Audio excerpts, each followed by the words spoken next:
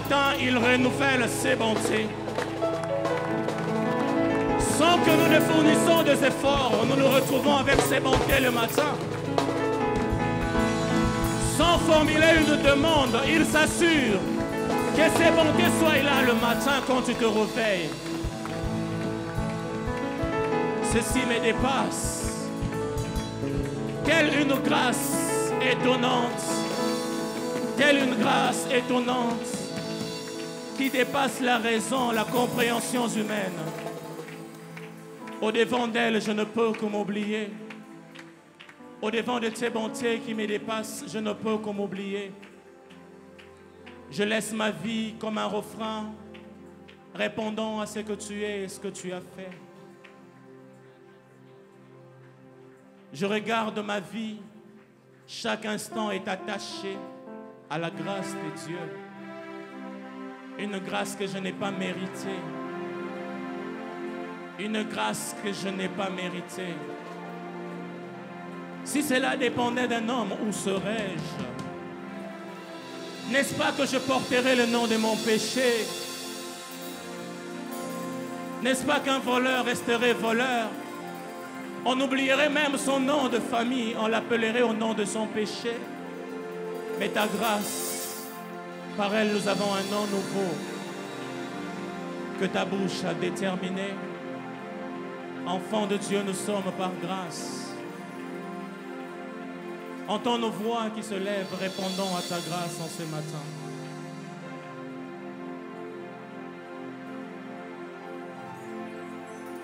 Entends nos voix qui se lèvent, répondant à ta grâce en ce matin.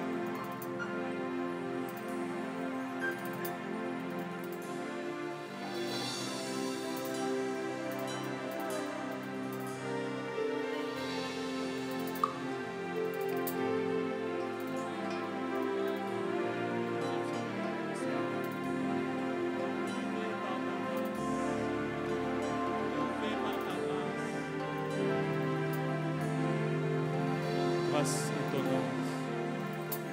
Grâce étonnante. Quelle chance, si nous qui sauve un pauvre. sommes un pauvre comme moi.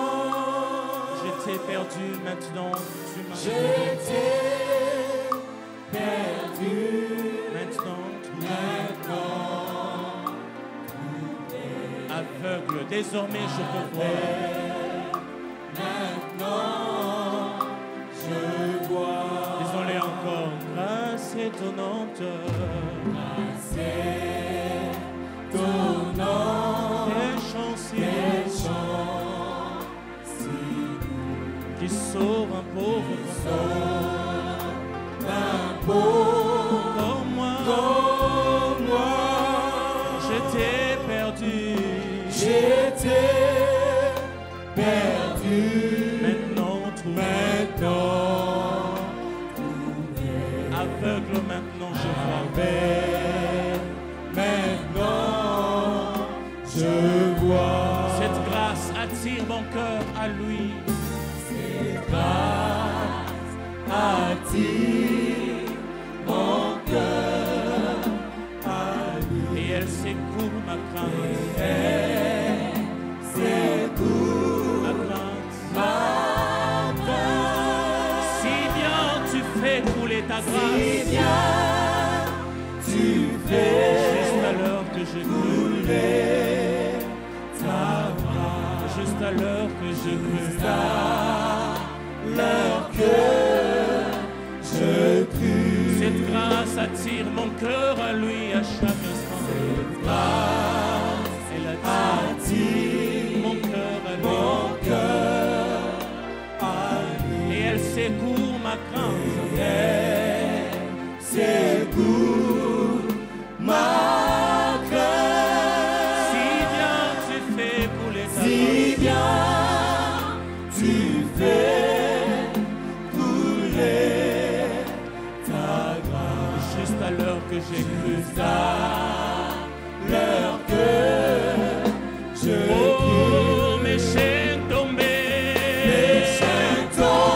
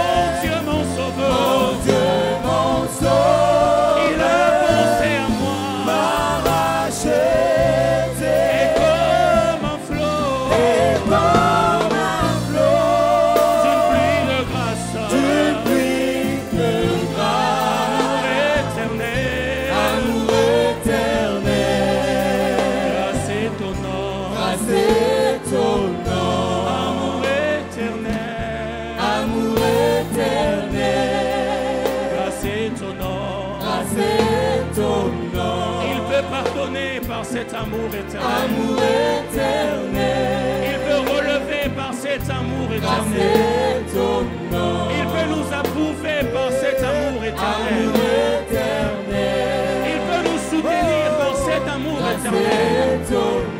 Il veut nous conduire par ce même amour. Amour éternel. Il veut nous guider par ce même amour. Oh, mes chaînes tombées. mes chaînes tombées. Désormais, je suis sauvé. mon Dieu, mon sauveur. Mon Dieu, mon sauveur. Il a pensé à moi. M'arracher. Il a pensé à moi. Et comme un flot. Comme un flot. D'une pluie de grâce. D'une pluie de grâce. Amour éternel. Amour éternel. Quelle grâce, quelle grâce, quelle grâce. C'est ton Oh, mes chaînes tombées. mes chaînes tombées. Désormais, Je suis sauvé. mon Dieu, mon Mon sauveur. Dieu, mon sauveur. M'a racheté. Comme un flot. Et comme un flot. D'une pluie de grâce. D'une pluie de grâce. Amour éternel. Amour éternel. Grâce étonnante. Grâce ton Oh, mes chaînes tombées. mes chaînes tombées. Désormais, Je suis sauvé. mon Dieu, mon sauveur. Dieu, mon sauveur. Il m'a simplement M'a racheté. comme un flot. Comme un flot. D'une pluie de grâce. D'une pluie de grâce. Amour éternel. Amour éternel. Grâce étonnante. Grâce étonnante. Amour éternel. Amour éternel. Grâce étonnante. Grâce étonnante. Amour éternel. Amour éternel. Grâce étonnante. Grâce étonnante. Il nous fait trouver une place à la droite du Amour Père. éternel. Grâce étonnante. Grâce étonnante.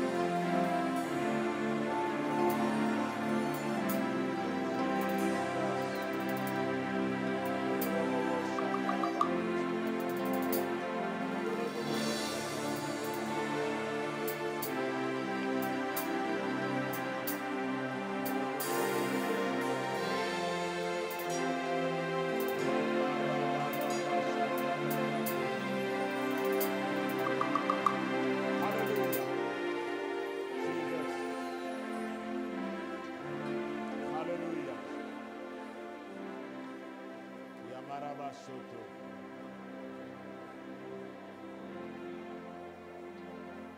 Alléluia. Amour éternel, grâce étonnante. Amour éternel, grâce étonnante. Amour éternel, Grâce étonnante. grâce étonnante. Amour éternel, grâce étonnante.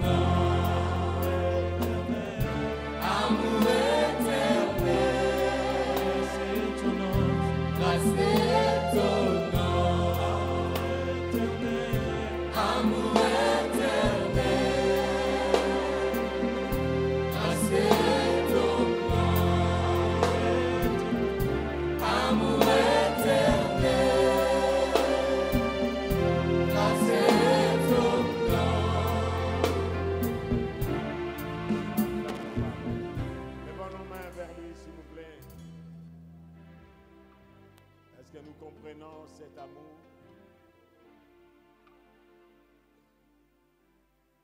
Cet amour ineffable qu'il a manifesté dans la personne de son Fils. Tout ce que Dieu a fait, tout ce que Dieu fait a pour fondement l'amour. Tout ce que Dieu fait, il ne le fait pas pour sa gloire. Il ne le fait pas pour chercher à être connu, parce qu'il est déjà connu. Tout ce qu'il fait, il fait tout pour sa gloire. Alléluia. Donnons une bonne acclamation au Seigneur. Alléluia. Merci, veuillez vous rasseoir. Gloire au Seigneur. Merci.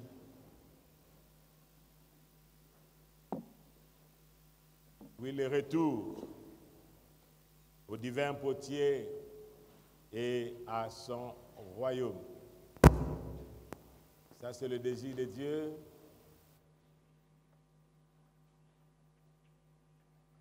Ce divin potier qui nous a façonnés, nous sommes l'ouvrage de ses mains. Nous dit Ésaïe, nous avons été formés par Dieu. Nous ne sommes pas des produits de l'évolution. C'est Dieu qui nous a formés. Et lorsque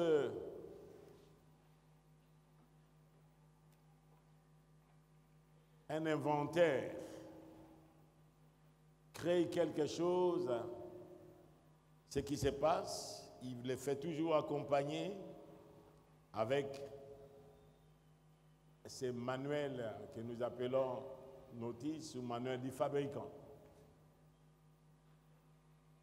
Et ces manuels se trouvent en nous, parce que la Bible nous dit que Dieu a placé en nous la pensée de l'éternité.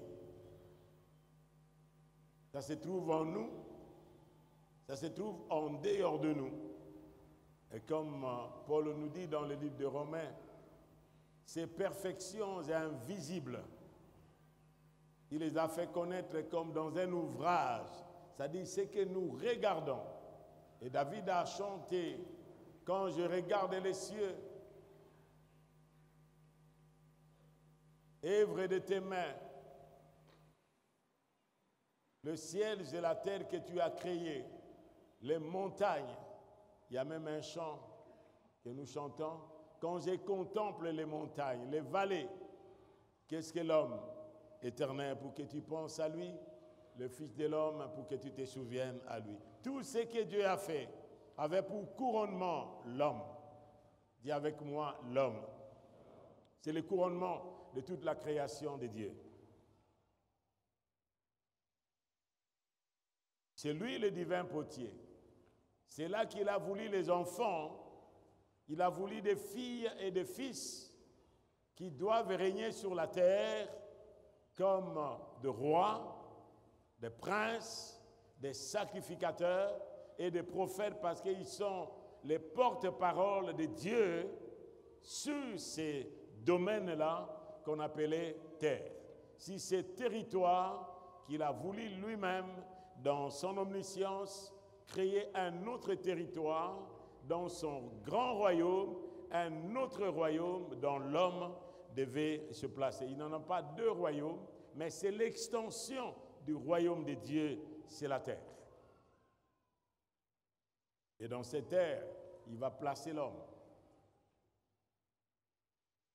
C'est Manuel que Dieu a placé aussi. Ce n'est pas seulement en nous que nous contemplons lorsque nous lisons dans la parole de Dieu dans Romains où nous allons lire. Les perfections invisibles, ils sont devenus fous parce qu'ils ont adoré la créature au lieu du Créateur. Des choses que Dieu a créées, le ciel et la terre, le soleil, il ne les a pas créées pour que l'homme l'adore. Il a créé tout ça pour que l'homme vive dans de bonnes conditions sur la terre. Il y a aussi ces manuels du fabricant que nous appelons Bible. Levez votre Bible, s'il vous plaît. La Bible, levez la Bible, la Bible. Voilà, j'aimerais voir la Bible. Voilà. Aujourd'hui, commence à acheter, frères et sœurs, la Bible en papier. Achetez ça aujourd'hui. Demain, vous ne l'aurez pas. Et très bientôt, un bien-aimé, le Seigneur l'a touché pour ça. Et nous allons en parler. Voilà les manuels. Manuels en nous. Ces manuels que l'homme appelle des fois conscience, qui nous acquisent et qui nous esquissent, que Dieu a placé en nous. Ça, c'est Dieu. Sans cette conscience de Dieu, l'animal n'a pas. C'est ça ce qui nous singularise avec les autres. Et le divin potier est là lorsque cela n'a pas marché. Le divin potier a refait. Dis avec moi, il refait. Parle avec moi, il refait. Vous êtes nombreux plus que moi. Est-ce que ma voix est amplifiée? À cause de ma voix amplifiée, j'aimerais entendre. Il refait. Il ne raccommode pas, mais il refait. C'est ça son désir. Et vous trouverez notre texte de base que nous lisons dans Jérémie 18. Vous lirez à la maison, c'est là que nous nous reposons. Il a envoyé son serviteur. Allez voir ce que fait le potier. Comment il travaille. Lorsque l'argile, le vase qu'il travaille ne réussit pas, il refait. Il ne raccommode pas, mais il refait. C'est ça ce que le Seigneur fait pour chacun de nous. Qu'est-ce qui ne marche pas dans votre vie? Votre vie personnelle, votre vie familiale, votre vie professionnelle, votre vie relationnelle avec les autres. Qu'est-ce qui ne marche pas ce matin? Qu'est-ce qui ne marche pas? Dites à quelqu'un, qu'est-ce qui ne marche pas? À gauche et à droite, qu'est-ce qui ne marche pas, frère? Dans votre vie. Oh, dans votre vie, parlez-lui, dans votre vie. Dans votre famille. Dans l'église. Qu'est-ce qui ne marche pas? Waouh, frère, on est en train de nous rompre maintenant. Les protocoles. Hein, vous nous interrompez sans faire signe. Là, on va vous mettre sous discipline. Les protocoles. Vous venez, vous nous interrompez sans faire signe, alors que le marié entre, on doit le faire entrer avec des acclamations. Alors venez rapidement, s'il vous plaît, faites-les asseoir.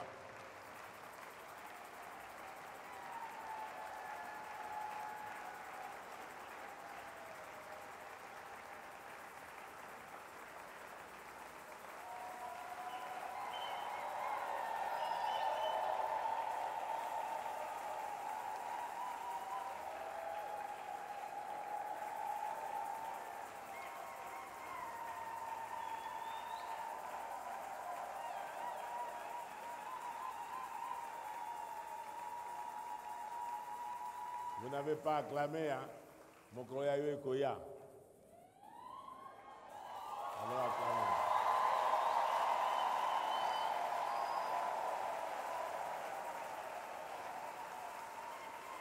Gloire à Dieu. Gloire au Seigneur. Merci.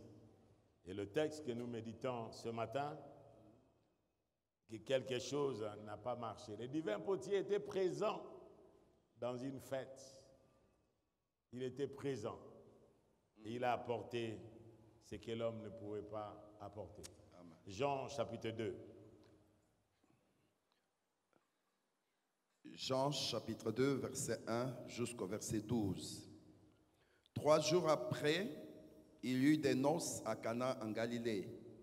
La mère de Jésus était là et Jésus fut aussi invité aux noces avec ses disciples. Le vin ayant manqué, la mère de Jésus lui dit, « Ils n'ont plus de vin. » Jésus lui répondit, « Femme, qu'y a-t-il entre moi et toi? mon heure n'est pas encore venue.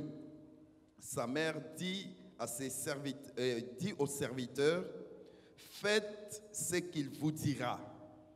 Or, il y avait là 6 vases de pierre destinés aux purifications des Juifs et contenant chacun 2 ou 3 mesures. Jésus leur dit, remplissez d'eau ces vases. Soulignez bien, remplissez d'eau d'abord. L'eau. Remplissez d'eau ces vases. Et ils les remplirent jusqu'au bord. Puisez maintenant, leur dit-il, et apportez-en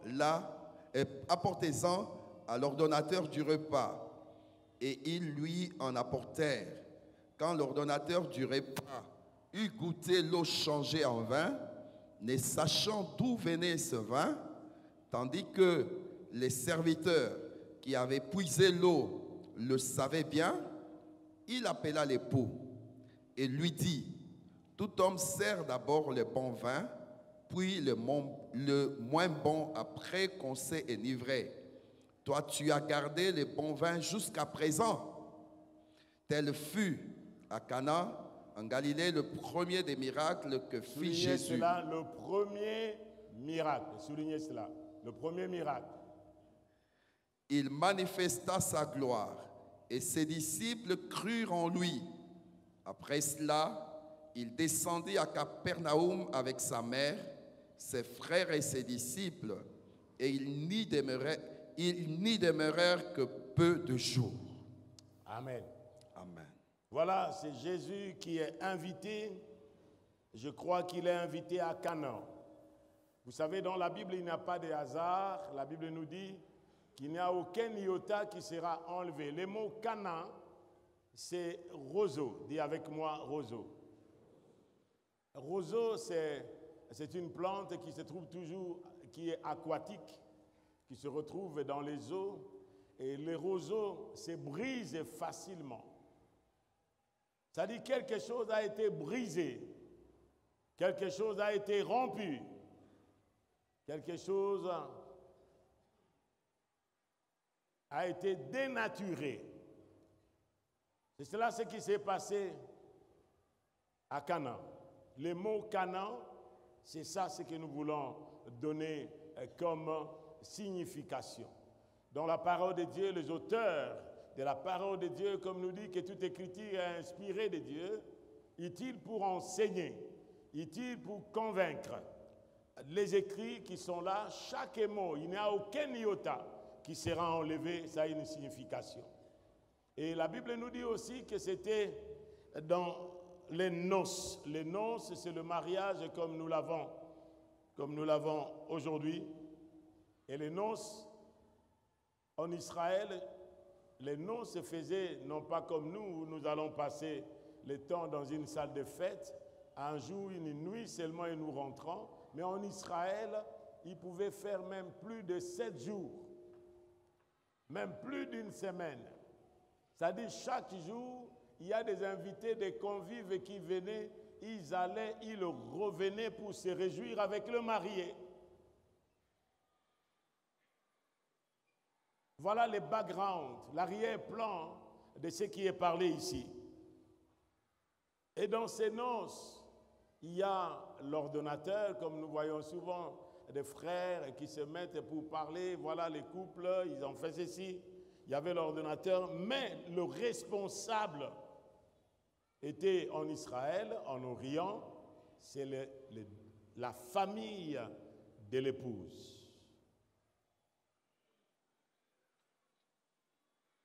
Et l'époux lui-même, il est là, mais il peut participer, mais c'est la famille de l'épouse qui accompagne leur fille pour dire que voilà, c'est notre fille. Et ici, la Bible nous dit que Jésus fut invité. À Canaan, c'était une connaissance. Frères et sœurs, les connaissances aussi sont très importantes. Les relations aussi sont très importantes. Jésus était une personne relationnelle parce que notre Dieu, c'est un Dieu relationnel. Un Dieu relationnel qui aime la relation, qui aime vivre avec son peuple. Notre Dieu n'est pas un religieux, c'est un Dieu relationnel. Il veut vivre en relation avec les gens. Certaines personnes ne savent pas garder les relations. Ils ne savent pas entretenir de bonnes relations avec les gens. Vous savez, j'ai connu une chose, hein, que lorsque des relations se brisent, c'est difficile de le refaire. C'est difficile. Lorsque vous brisez des relations avec un frère, avec une sœur, avec quelqu'un qui vit avec vous, pour le refaire, il faut du temps. Ça ne se fait pas d'une manière automatique. Et le Christ était relationnel. Il était invité, c'est une connaissance, parce que sa mère était là, ses frères étaient là. Je crois que c'était des connaissances de la famille de Jésus. Amen. Il nous dit 3 jours après, qu'est-ce qui s'est passé?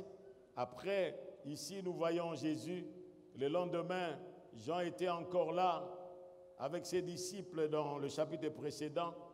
Au verset 35, il est dit, le lendemain, Jean était encore là avec ses 2 disciples et il avait regardé Jésus qui passait et il dit, voici l'agneau de Dieu. Amen. Voici qui? Les disciples l'entendirent prononcer ces paroles et ils suivirent Jésus. Jésus se retourna et voyant qu'ils le suivaient, il leur dit, que cherchez-vous? Et il lui répondit, Rabbi, ce qui signifie maître. Amen. Voilà ce qui se passe. C'est que le Christ, lui-même qui est là, il veut une relation avec les gens. Jean l'a vu, il a déclaré, voici l'agneau de Dieu qui ôte le péché du monde. Et comme il est l'agneau de Dieu, les disciples le suivent. Et maintenant, à la fête, il ne va pas seul. Il a eu ses premiers disciples, lorsque vous lisez ça, ce sont les premiers disciples de Jésus-Christ qui l'ont accompagné dans la fête. Et arrivé à la fête, la Bible nous dit, dans ses noces, que Jésus aussi fut invité avec ses disciples. Et le vin ayant manqué, la place du vin dans les fêtes juives était très importante.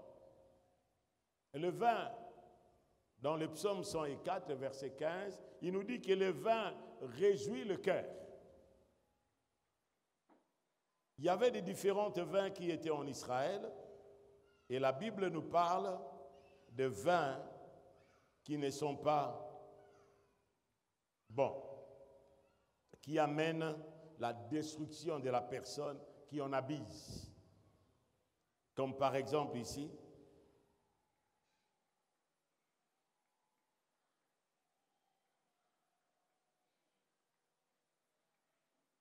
dans Proverbe 20, verset 1er, il est dit ceci. Le vin aime mon cœur, les boissons fortes sont tumultueuses. Quiconque en fait excès n'est pas sage. Vous comprenez ça? OK? Proverbe 20, le verset. Le vin aime mon cœur, les boissons fortes sont tumultueuses. Quiconque en fait excès. Ici, on nous parle d'excès. Et il continue, 21, 17, celui qui aime la joie reste dans l'indigence. Celui qui aime le vin et l'huile ne s'enrichit pas. Qu'est-ce que nous remarquons? Celui qui aime le vin et l'huile, il est tellement matérialiste, il aime des choses, il aime des fêtes. Ça, c'est ce qui se passe avec les Congolais. Dernièrement, il y a eu un problème dans plusieurs villes aux États-Unis, parce que les Congolais, lorsqu'ils reçoivent son salaire, parce qu'on les paye par semaine, ils en abusent, ils invitent les amis, ils mettent la musique tellement fort que les amis appellent la police, les voisins appellent même la police pour venir intervenir à cause des excès. Le sap, les fêtes, le manger, le boire, le sexe et autres, les ambiances, c'est propre aux Congolais. Et les autres nous étudient. C'est pourquoi vous voyez certaines nations, lorsqu'ils te disent, lorsque vous allez, ils te demandent d'abord les grands musiciens d'autrefois. Est-ce que vous connaissez Luambo? Est-ce que vous connaissez Papa Wemba? Est-ce que tu l'avais salué?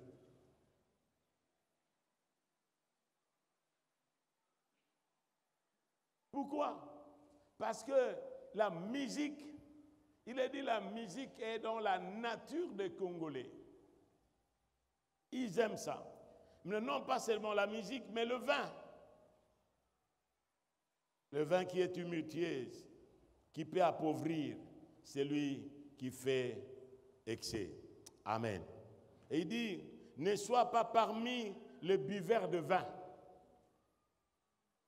Parmi ceux qui font excès de viande, la gourtonnerie et les excès de vin, ne sois pas parmi les buveurs de vin. Écoutez-moi, pour que nous puissions voir la pensée qui est aujourd'hui, vous qui trouvez le soubassement de votre ivresse, de votre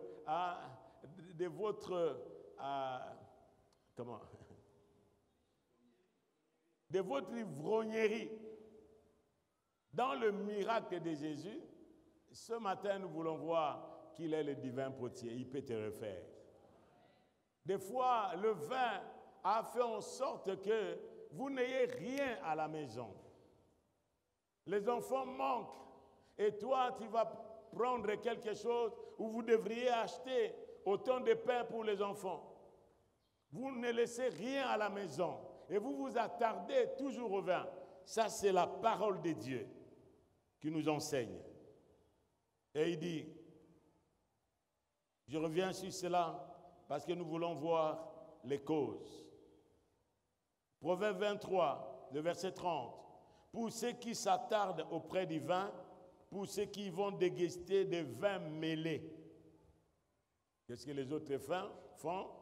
Ils prennent une bouteille de whisky quelque part, il prend le coca, il mélange. Pour lui, il fait un mélange. Et vous le voyez, si c'était le vin, ça ne peut pas t'amener à parler des choses, à raconter des histoires.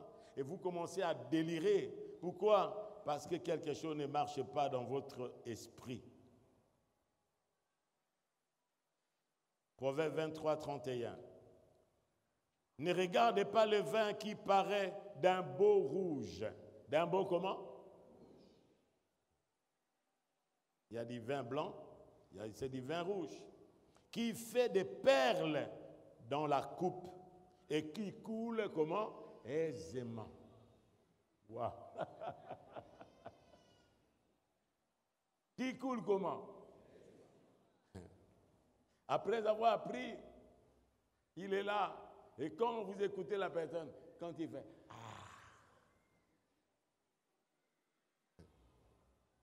donnez encore. Donnez encore. Ça coule aisément. Mais qu'est-ce que ça va faire? Ça va vous mordre comme le venin du serpent. Et ça finira par vous détruire. Verset 31. Chapitre 31. Ce n'est pas au roi, soulignez avec moi, ce n'est pas au roi. Proverbe 31, verset 4. Ce n'est pas au roi Lemuel, ce n'est point au roi de boire du vin. Nous sommes un royaume de princes et de sacrificateurs. Nous sommes des rois. Lorsque la Bible nous dit que Jésus est le roi des rois, ce n'est pas le roi du monde, le roi des rois. Le roi, c'est nous qui sommes des héritiers dans ces royaumes. Est-ce que quelqu'un m'entend ce matin? Saluez quelqu'un, le prince, tu es le roi, tu es le roi. Parce que tu es héritier. Voilà.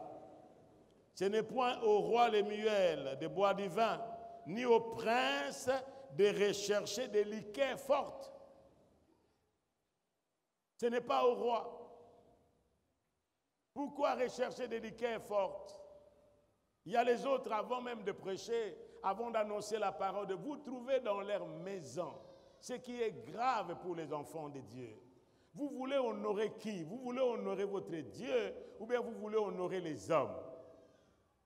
Des fois, les hommes qui sont autour de nous, même nos responsables. Je parlais une fois avec mon frère qui est sous le drapeau et il me disait que je suis allé vers mon responsable, celui qui est son responsable, son commandant qui est au-dessus de lui.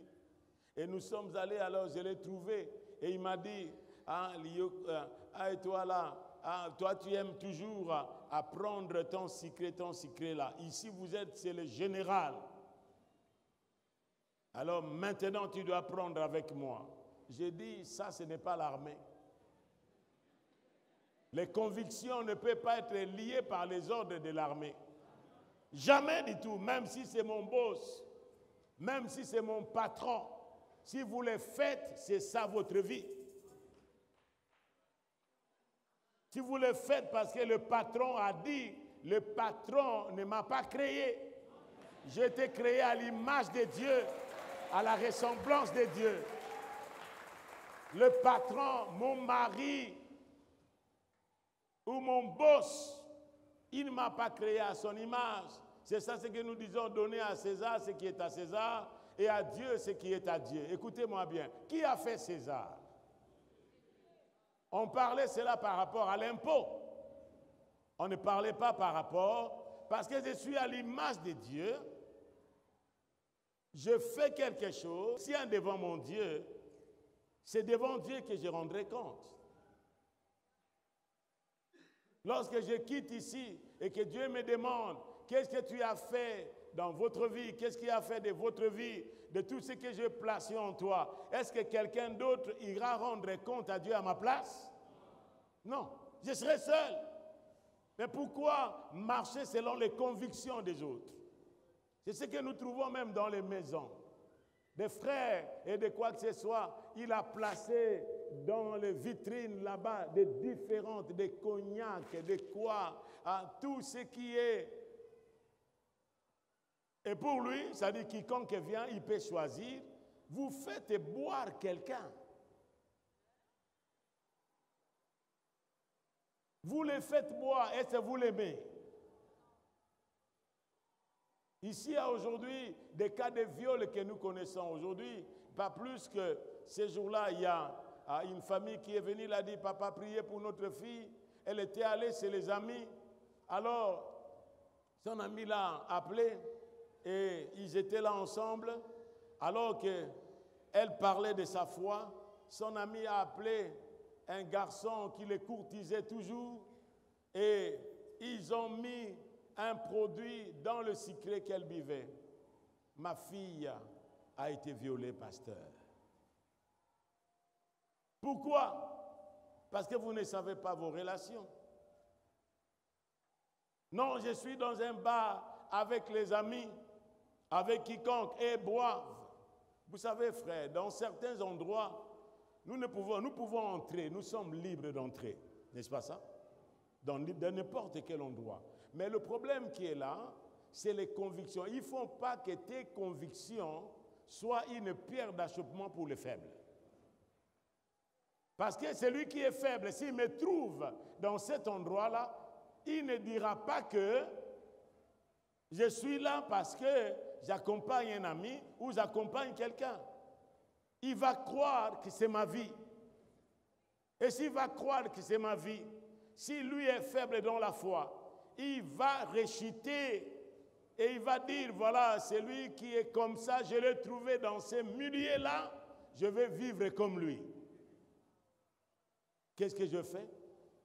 C'est dans Romains, lorsque vous lisez Romains 12, vous trouvez ça. Il ne faut pas que vous puissiez mettre une pierre d'achoppement pour quelqu'un d'autre.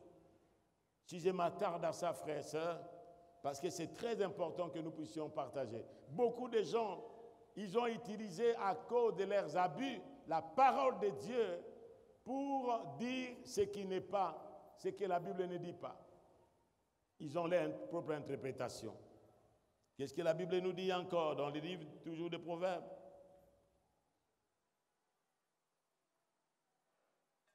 Proverbe 31, verset 6. Il dit ceci. Donnez les liqueurs fortes à celui qui périt. À celui qui fait quoi?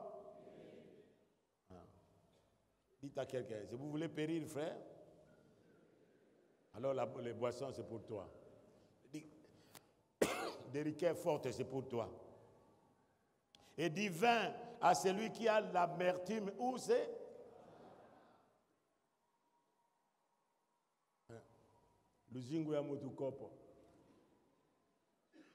Et puis après quoi, les soucis ne partent pas à cause de l'ivresse.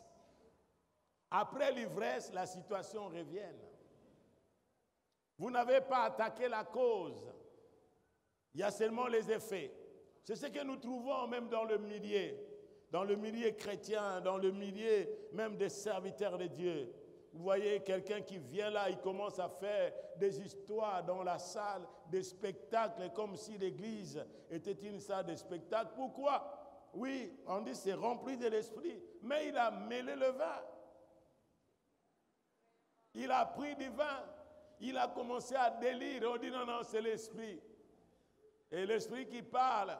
Et lorsqu'il parle, lorsque vous avez le discernement de l'esprit, vous sentez que ce n'est pas l'esprit qui parle en lui, c'est l'ivresse. Si ce n'est pas l'ivresse, c'est les démons. Il peut dire même abracadabra. Et abracadabra n'est pas chrétien. Abracadabra, ce sont des incantations magiques. Amen. Délire. À cause de quoi? Certaines personnes, s'ils veulent parler, ils ne peuvent pas parler avec la masse. Ils ne peuvent pas parler devant la masse. Il faut qu'ils s'enivrent. Ils pensent qu'en s'enivrant là, hein, il est fort. Et juste après, qu'est-ce qu'il devient? C'est très dangereux, frères et sœurs. C'est pourquoi nous disons, frères et sœurs, enfants de Dieu, des excès, tout ce qui est excès nuit à la vie. Amen. Amen. Je me suis attardé là pour que nous puissions expliquer, vous qui prenez le miracle de Jésus-Christ et le faire.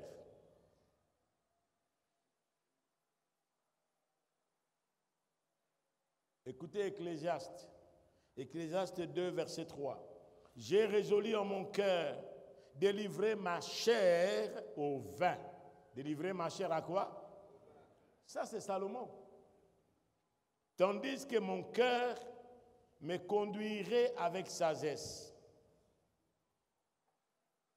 et de m'attacher à la folie jusqu'à ce que je vise ce qui est bon pour les fils de l'homme de faire sous les cieux pendant le nombre de ses jours.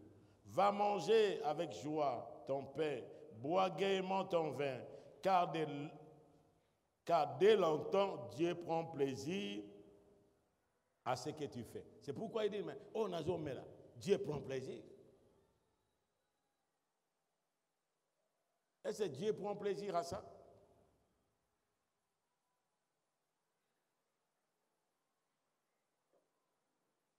Ecclésiaste 10, verset 19. On fait des repas pour se divertir. Les vins rend la vie joyeuse et l'argent répond à tout. C'est la devise du monde aujourd'hui. Les vins, c'est pourquoi il y a des fêtes. Les vins rend la vie joyeuse et l'argent répond à tout. Écoutez-moi bien, l'argent ne répond pas à tout. Parce que lorsque tu es là et que Dieu reprend son âme, l'argent ne pourra pas racheter ton âme. C'est pourquoi la Bible nous dit que certes il y a un homme de gagner le monde s'il peut perdre quoi? L'argent ne répond pas à tout. Dites à quelqu'un, l'argent ne répond pas à tout. Ne pensez pas que quand tu as de l'argent, tu peux te livrer à quoi que ce soit. Oh, Dieu t'a donné cet argent-là, non pas pour la folie, mais pour accomplir les desseins de Dieu, pour accomplir les projets de Dieu. Parce que Dieu vous a placé sur la terre pour un projet. Il a dit, je connais le projet que j'ai formé sur toi, le projet de paix et non de malheur, pour vous donner un avenir et de l'espérance. Nous revenons dans notre texte. Jésus est arrivé dans cette fête, le vin ayant manqué. Et qu'est-ce qui se passe? Sa mère dit au serviteur. Non, Jésus, le vin ayant manqué, la mère de Jésus lui dit, ils n'ont plus du vin. plusieurs interprètes, plusieurs ont interprété la mère de Jésus parce qu'ils étaient dans la famille. Les autres ont dit même que Jésus avait le trésorier qui se nommait Judas. Peut-être il pouvait subvenir aux besoins de manque de vin en achetant du vin pour qu'il vienne secourir son ami. Ils sont plusieurs interprètes. L'autre interprétation, comme Jésus était là, et vous savez que quand le vin manquait dans une fête, l'époux devait être embarrassé. Dis avec moi, embarrassé. Lorsque dans la fête, vous avez des convives que vous avez invités et que quelque chose manque, il y a un embarras. N'est-ce pas ça? Il y a un embarras. Et dans cet embarras-là, comme il a dit à Jésus, Jésus il manque du vin pour que Jésus aille souffler à l'oreille du marié pour lui dire, disperser les gens, dis-les de partir. Et ils reviendront demain. Ce sont des interprétations. Et les autres ont dit que Marie a dit comme ça parce qu'elle intercédait pour les couples. Que Jésus fasse quoi? Parce que Marie, c'était une intercession dans Luc, chapitre 2. Vous savez, c'est Marie qui a entendu la voix de l'ange, n'est-ce pas ça? Quand il est venu vers elle pour lui dire que toi, tu enfanteras un fils et tu lui donneras le nom de Jésus, celui qui sauvera son peuple de ses péchés. Jésus nous sauve, il sauve tout homme et tout l'homme. Amen. Et il pouvait intervenir. C'est pourquoi dans ces textes,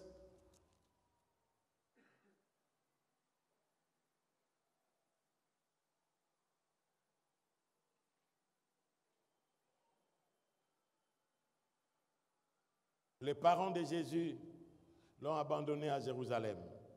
Et maintenant, ils l'ont retrouvé. Et quand ses parents, Luc 2, verset 48, quand ses parents les virent, ils furent saisis d'étonnement. Et sa mère lui dit, « Mon enfant, pourquoi as-tu agi de la sorte avec nous?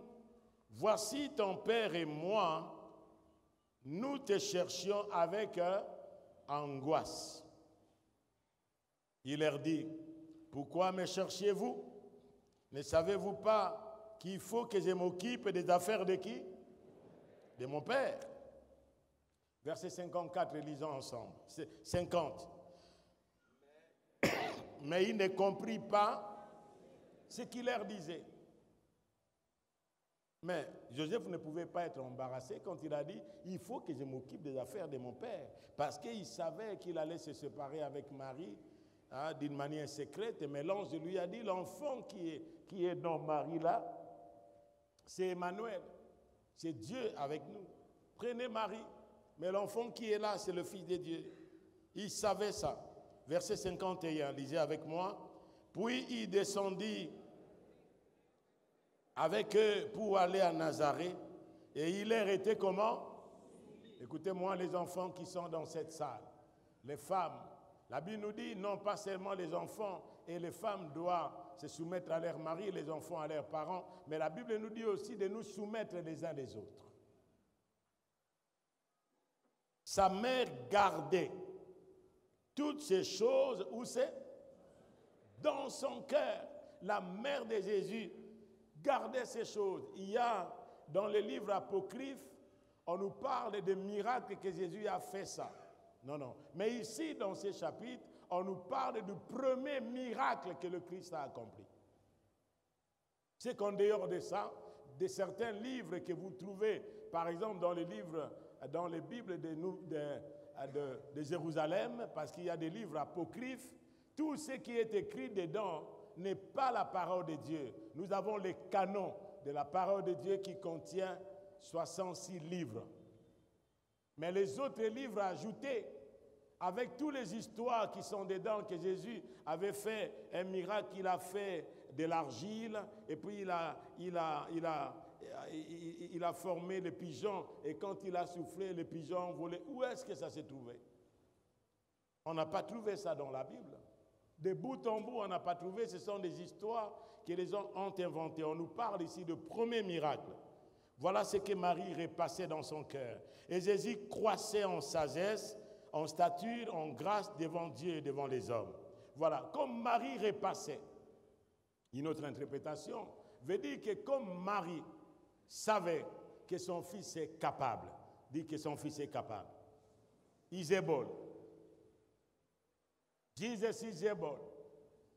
Il est capable. Dis avec moi, Jésus est capable. Il savait aussi que le Christ est capable de faire quelque chose qui est impossible. Il est celui qui rend possibilité les impossibilités. Il est celui qui peut intervenir là où l'homme est limité. Il est celui qui peut le faire. Ça, c'est la foi de Marie en son fils. Elle avait aussi la foi. Quelqu'un m'entend ce matin? Amen. Levez la main si vous entendez. Or, il y avait 6 vases, dis avec moi 6 vases, de pierre destinés à la purification des Juifs, contenant chacun 2 ou 3 mesures d'eau. 3 mesures, c'est la capacité. Jésus leur dit, remplissez l'eau ces vases, et il les remplit jusqu'au bord. Puisez maintenant, leur dit-il, et portez à l'ordonnateur du repas. Et ils emportèrent. Quand l'ordonnateur du repas y goûtait l'eau, changeait en quoi? En vin.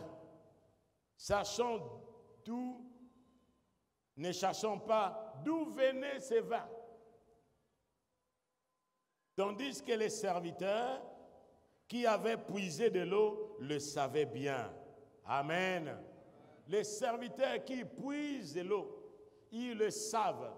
Lisez avec moi, il est dit dans la parole de Dieu, vous êtes purs à cause de la parole que je vous ai annoncée. Premier point, c'est que Dieu nous refait tout en nous et dans tous les domaines par la parole qui est l'évangile. Vous êtes purs à cause de la parole qui vous a été annoncée. Lorsque Jésus a lavé les pieds de ses disciples, Simon Pierre a dit, lave-moi non pas seulement les pieds, mais lave-moi tout le corps.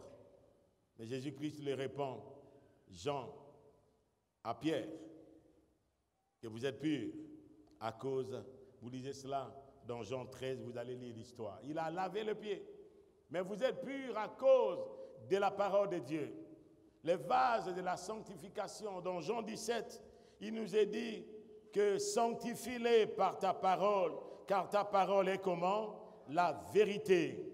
Car je leur ai donné les paroles que tu m'as données, et ils ont reçu, et ils ont vraiment connu que je suis sorti de toi, et ils ont cru que tu m'as envoyé. Amen. Les disciples savaient d'où venait le vin. D'où venait le vin. Mais l'ordonnateur ne savait pas. Frères et sœurs, certaines choses que vous pouvez entreprendre, que vous pouvez faire, même ton entourage ne connaît pas.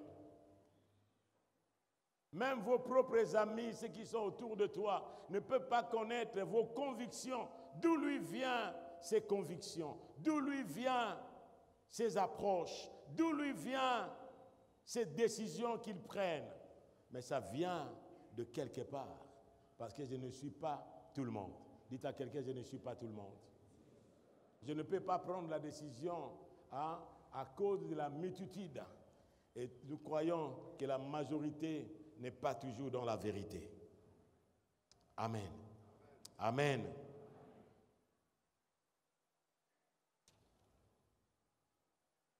Verset 14. Je leur ai donné ta parole et le monde les a haïs parce qu'ils ne sont pas du monde comme moi je ne suis pas du monde.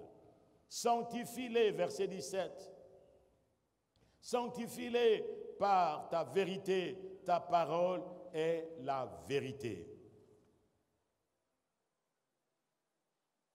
Et dans les livres de Jacques.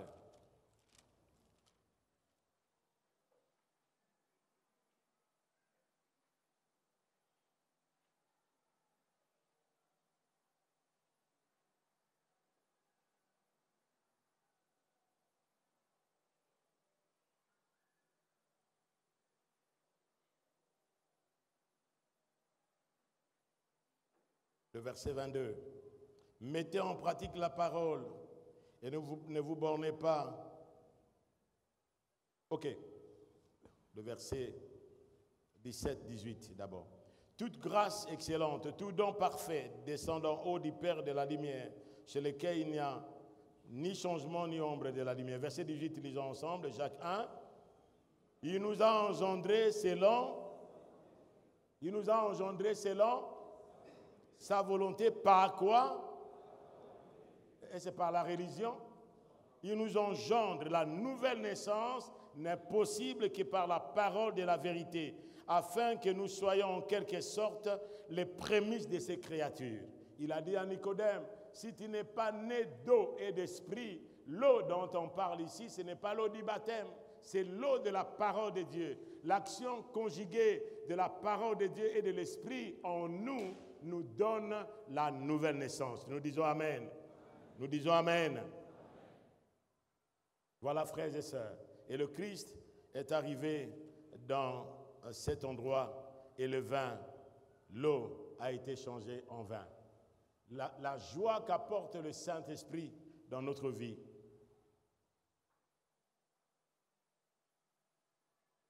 Et le verset 10e, il appela l'époux et lui dit, tout homme sert d'abord des bons vins, puis les moins bons après, quand c'est enivré.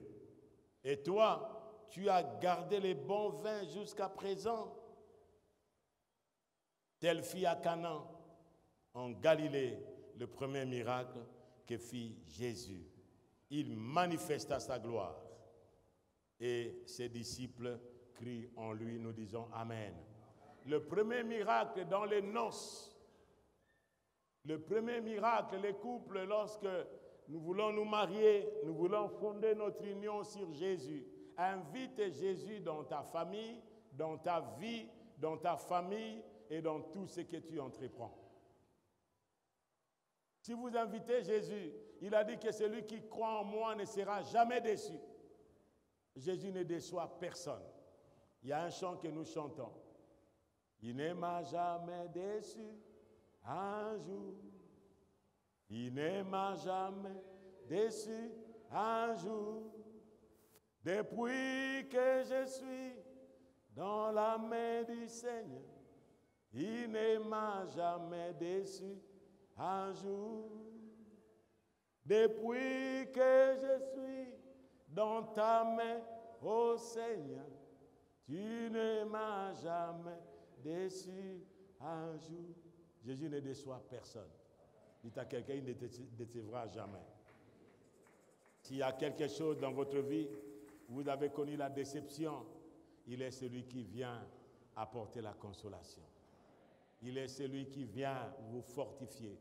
Dans vos rapports avec les hommes, dans vos rapports avec tout ce que vous faites, Jésus est celui qui apporte la joie. Amen. Il est dit, ne vous enivrez pas du vin, mais soyez remplis du Saint-Esprit. Et la Bible nous dit dans Ésaïe, je suis rempli de force grâce à l'Esprit de l'Éternel. Et la joie de l'Éternel est ma force. Amen. Et il nous dit aussi dans Romains 14, 17, le royaume des cieux, ce n'est pas le manger et le boire, mais c'est la justice, la paix et la joie qu'apporte quoi? Le Saint-Esprit. Que le Saint-Esprit vous apporte la vraie joie.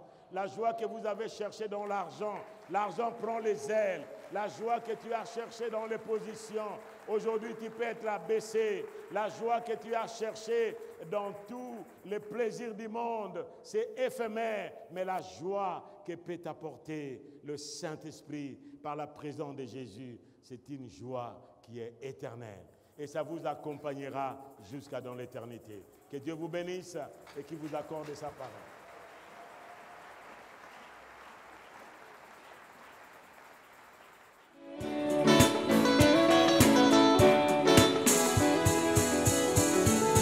Jésus demeure au milieu de son peuple quand il vient le louer. Jésus demeure au milieu de son peuple quand il vient l'adorer. Chantons, car Dieu est là. Poussons de cris de joie, poussons de cris de joie.